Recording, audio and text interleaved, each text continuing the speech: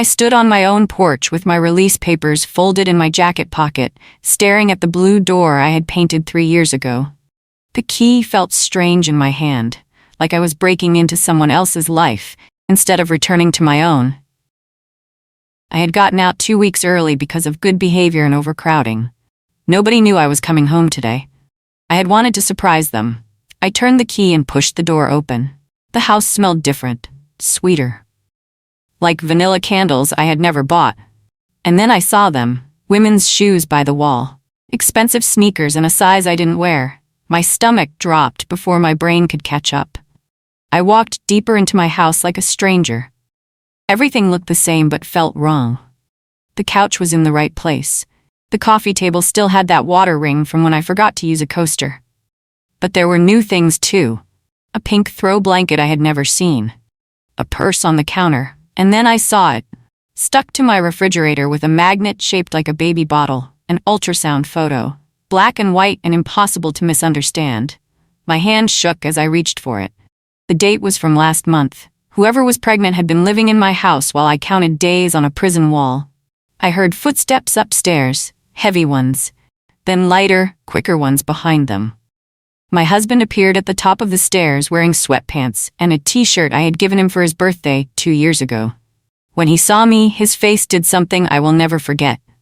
It went pale, then red, then blank, like someone had unplugged him. He opened his mouth but nothing came out. And then my sister appeared behind him, Clarissa. She was wearing one of my old robes. Her hand went to her stomach instinctively, protectively. That was when I understood.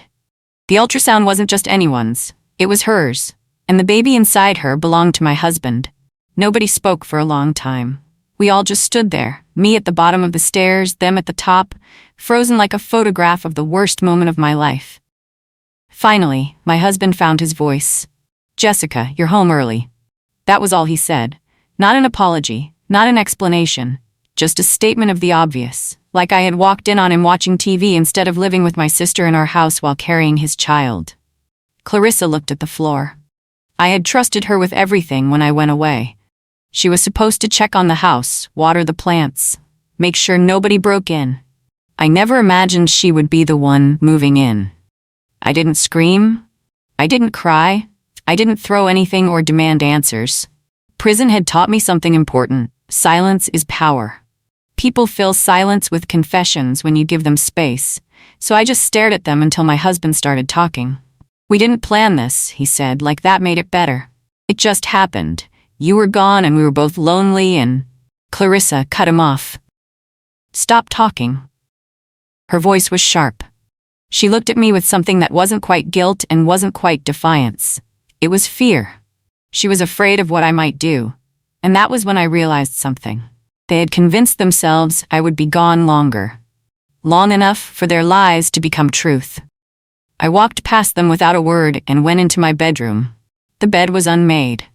There were 2 pillows with head impressions still visible. A glass of water on what used to be my nightstand. I opened the closet. Half of my clothes were gone. In their place were Clarissa's dresses, her shoes, her jackets. She had moved into my life like she was trying it on.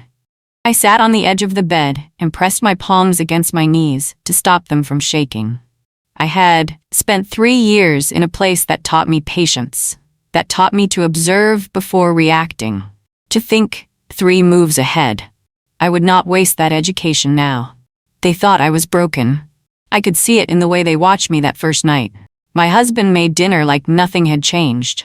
Clarissa set the table with my plates. They moved around each other with the ease of people who had been living together for months, maybe longer. I ate quietly and listened.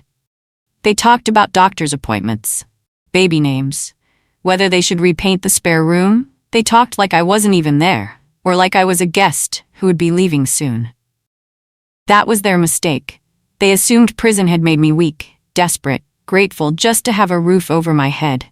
They were wrong. Late that night, I heard them talking in the bedroom.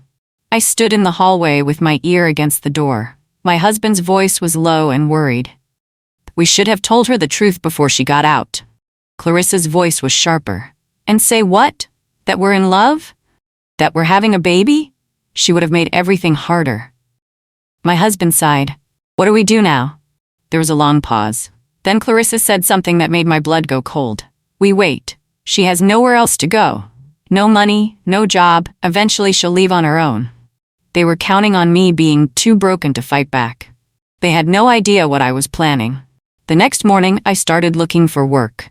I applied to every warehouse, grocery store, and cleaning service within 20 miles. I smiled during interviews and didn't mention where I had been for the past 3 years. Some places didn't care. Some places didn't ask. Within a week, I had a job stocking shelves at a discount store. The pay was terrible, but it was something. It was a start. My husband watched me leave for work with surprise on his face. "You got a job already?" he asked. I nodded. "I need to support myself." He looked almost relieved, like my independence meant I wouldn't be a problem. He was wrong again. I started spending my breaks at the public library. I used the computers to research things I needed to know: tenant rights, divorce laws, property ownership. I learned that the house was in my name, only my name. My grandmother had left it to me before I got married, and we had never changed the deed. That meant my husband had no legal claim to it. He was living in my house, sleeping in my bed, getting my sister pregnant under my roof, and he had no right to any of it.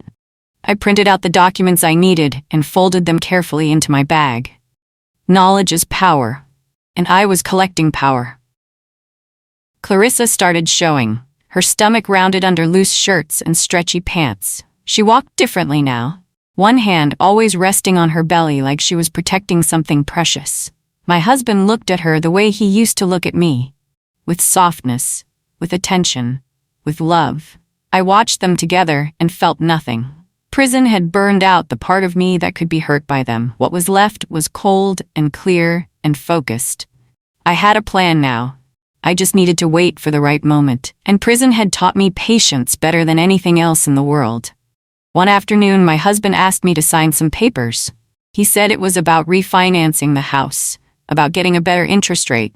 He smiled when he handed me the pen. "Just a formality," he said. "It'll save us money in the long run." I read every word, every sentence, every clause. What he was actually asking me to sign was a quitclaim deed, a document that would transfer my ownership of the house to him. He thought I was too stupid or too desperate to notice. I smiled back. "Let me think about it," I said. His smile faded just a little, but he nodded. "Sure, no rush." I took the papers to a legal aid office downtown. A tired woman with kind eyes read through them and shook her head. "Don't sign this," she said. "If you do, you'll lose your house." I nodded. "I know." She looked at me carefully. "Do you have somewhere else to go?" I thought about that question. I had nothing, no savings, no family I could trust, no safety net. But I had something they didn't have. I had time, and I had the law on my side. "I'll be okay," I told her. She gave me her card. "Call me if you need help." I folded the card into my wallet next to my release papers, 2 pieces of paper that proved I was still standing. Clarissa started getting nervous. I could see it in the way she watched me. She had expected me to fall apart by now, to pack my things and disappear, to make it easy for them. But I was still there, still working, still quiet, still watching. One night, she cornered me in the kitchen. "Why are you still here?" she asked. Her voice shook just a little. I looked at her, really looked at her.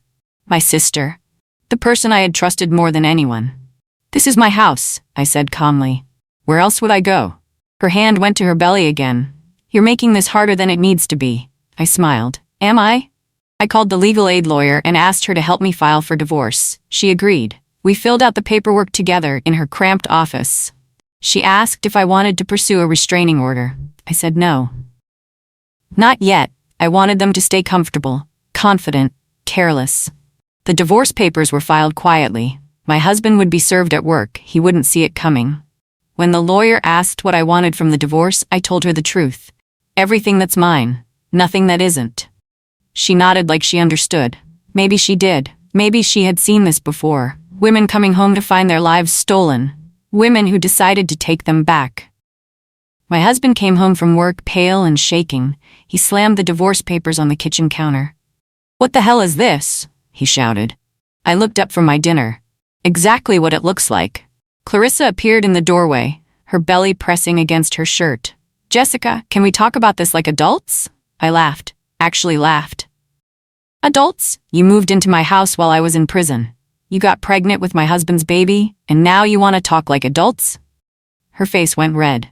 My husband stepped between us. We need to figure out the house situation, he said. We can't all live here. I nodded. I agree. So you two should start looking for a new place. The truth hit them slowly. First confusion, then understanding, then panic. This is my house too, my husband said. But his voice had no confidence. I pulled out the deed from my folder. Actually, it's not. This house was left to me by my grandmother. Your name isn't on it. It never has been. Clarissa looked at him like he had lied to her. Maybe he had. Maybe he had promised her a future he couldn't deliver. You can't just kick us out, she said. I'm pregnant. I felt something twist in my chest, but I kept my voice steady. That's not my problem. You made your choices. Now you live with them. They tried everything.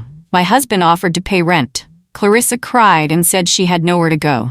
They reminded me we were family, that families forgive, that everyone makes mistakes.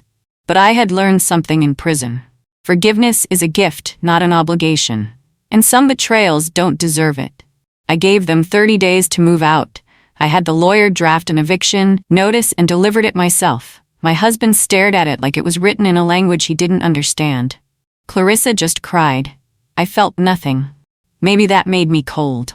But cold was better than broken. The day they moved out, I watched from the window. A truck pulled up.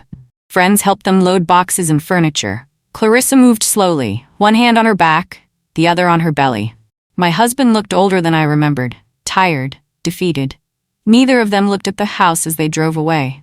I stood in the empty living room afterward and breathed. The air felt different, lighter, clean. I walked through every room and reclaimed it. This was mine. They couldn't take it, they couldn't steal it, and they couldn't come back. I changed the locks that same day, all of them, front door, back door, side gate. I bought new deadbolts and installed them myself. Then I walked through the house and threw away everything that reminded me of them. The vanilla candles, the pink blanket, the ultrasound photo. I stood over the trash can and tore it into tiny pieces. When I was done, I sat on the floor and cried. Not because I missed them, but because I had survived. I had walked through fire and come out holding the things that mattered. My freedom, my home, my future. Months passed. I heard through mutual friends that Clarissa had the baby, a girl, that they were living in a small apartment across town, that my husband had taken a second job to pay for diapers and formula. I felt nothing when I heard the news. No anger, no sadness, just distance. They were strangers now, people I used to know in another life. I focused on rebuilding. I got a better job. I painted the walls new colors. I planted flowers in the garden. I turned my house back into a home. One afternoon, my sister called. I almost didn't answer, but curiosity won. Jessica, she said. Her voice was small. I'm sorry. I waited. She continued. I know what we did was wrong. I know I hurt you. I just want you to know I'm sorry. I thought about everything that had happened.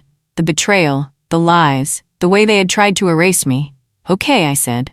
Thank you for saying that. There was a long pause. Do you think we could ever? I cut her off. No. I hung up before she could respond. Some bridges aren't meant to be rebuilt. Prison didn't break me. I used to think it did. I used to think those 3 years took something from me I could never get back. But I was wrong. Prison taught me patience. It taught me to watch and wait and think before acting. It taught me that survival isn't about being strong all the time. It's about being smart, about knowing when to fight and when to stay quiet. My husband and sister broke something in me that prison never touched. They broke my trust, my faith in family, my belief that love meant protection. But breaking isn't the same as destroying. I was still here, still standing, still whole. I started over, not because I wanted to, but because I had to. I made new friends, people who didn't know where I had been or what I had survived. I went back to school part-time. I studied business management. I wanted to build something that no one could take from me. Some nights, I lay in bed and thought about everything that had happened. The choices I made, the choices they made, the way everything fell apart and came back together. I didn't regret fighting back. I didn't regret taking what was mine. Some people call it revenge. I call it justice. I never saw them again. Not my husband, not my sister, Not the baby who would grow up never knowing me. And that was okay. I had spent too much of my life trying to hold on to people who didn't value me. Now I spent my time building a life I was proud of. The house was mine. The future was mine. And the person I saw in the mirror every morning was someone I finally recognized. Not a victim. Not a prisoner. Not someone's wife or sister. Just Jessica. Standing on her own, whole and free and done looking back.